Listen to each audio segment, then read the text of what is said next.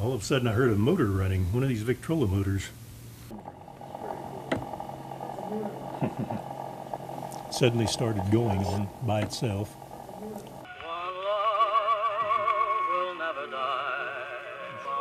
No idea how it got started. For Dwight Briney, the questionable Victrola motor was just the beginning of many odd occurrences since opening Goliad's hanging tree antique shop in 2003.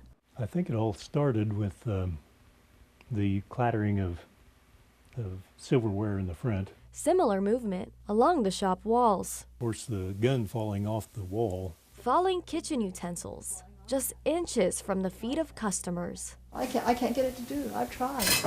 I cannot get things to fall. A series of unexplainable events, no answers.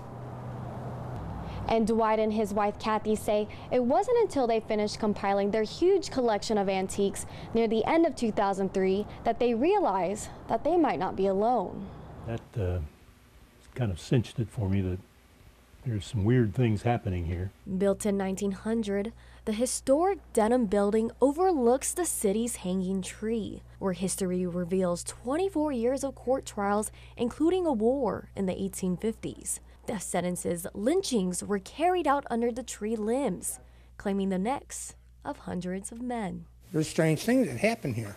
And an interesting spot for business. Before becoming an antique shop, the building was a variety store, being most notable as a place for casket sales and funerals in the 1960s.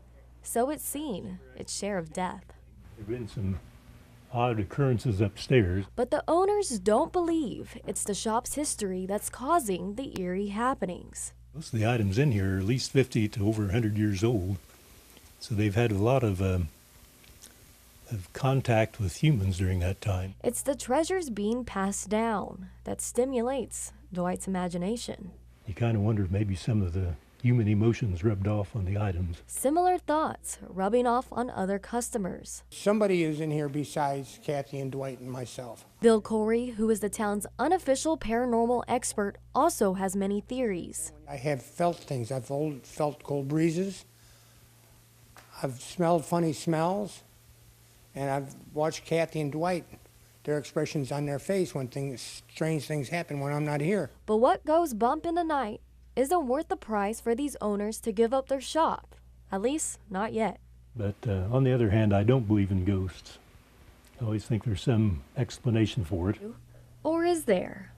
In Goliad, I'm Sarah Duran for your Hometown News.